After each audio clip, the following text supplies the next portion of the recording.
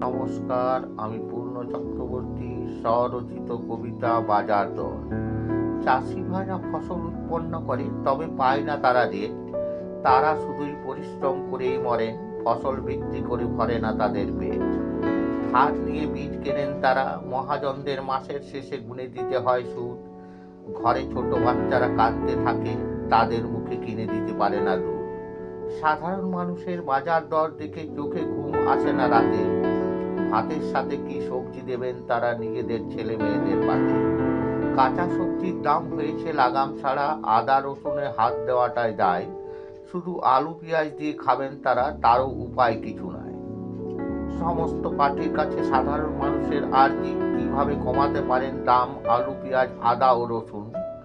মানুষের কল্যাণ করার জন্য আপনারা সমস্ত পার্টির নেতা নেত্রী যা আলোচনাতে বসুন। নমস্কার।